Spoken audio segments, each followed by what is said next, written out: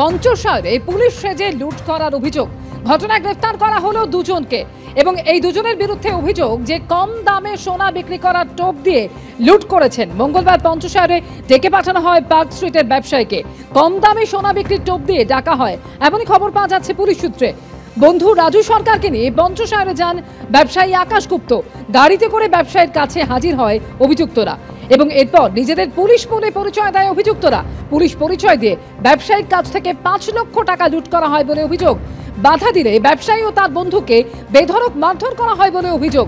গাড়িতে করে তুলে নিয়ে যাওয়া হয় ব্যবসায়ীর বন্ধুকে, পরে অজয়নগর মোড়ে গাড়ি থেকে ফেলে দেওয়া হয় ওই যুবককে। পঞ্চসাহেব থানায় এই নিয়ে অভিযোগ দায়ের করেছেন ব্যবসায়ী। ঢোলাহাট থেকে ঘটনায় গ্রেফতার করা হলো অভিযুক্ত নূর ইসলাম এবং সোমনাথ চক্রবর্তীকে। নেপথ্যে কি বড় কোনো চক্র রয়েছে খতিয়ে দেখছে পুলিশ। গত মঙ্গলবার পঞ্চশায়ের থানার অন্তর্গত পঞ্চশায়ের এই যে খেলার মাঠ, সেই খেলার মাঠের কাছেই কিন্তু দুষ্কৃতীরা আসে এবং যেটা পুলিশ সূত্রে জানা যাচ্ছে যে নূর ইসলাম এবং সোমনাথ চক্রবর্তী গাড়ির চালক, তারা দুজন কিন্তু ঠিক এই রাস্তা দিয়েই কিন্তু একটি গাড়ি নিয়ে আসে এবং এখানে এসে তারা দাঁড়ায়। সেই সময় পার্ক স্ট্রিট থানা এলাকার ব্যবসায়ী আকাশ গুপ্ত এবং তার বন্ধু, তারা দুজন কিন্তু এখানে এসে উপস্থিত ছিল, কেননা তারা বাজার মূল্যের থেকে কম পয়সায় কম টাকায় সোনার গয়না কিনবে, সেই দুজনের থেকে তেমনটাই কিন্তু তাদের ফোনে কথোপকথন হয়েছিল।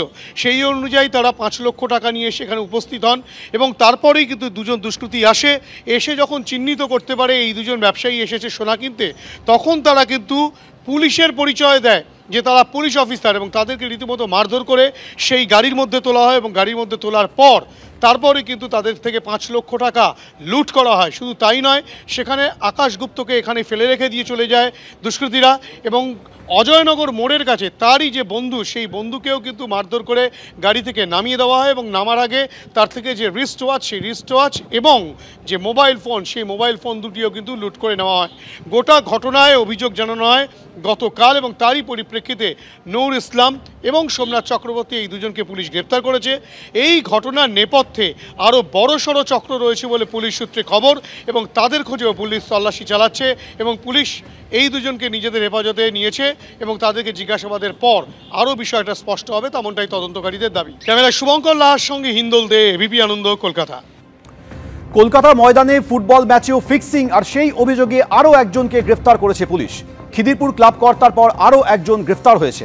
বেলেঘাটা থেকে সুজয় ভৌমিক নামে এই এজেন্টকে পুলিশ গ্রেফতার করেছে। ময়দানে ফুটবল ম্যাচেও গড়াপেটার অভিযোগে গ্রেপ্তারির সংখ্যা বেড়ে হল 3।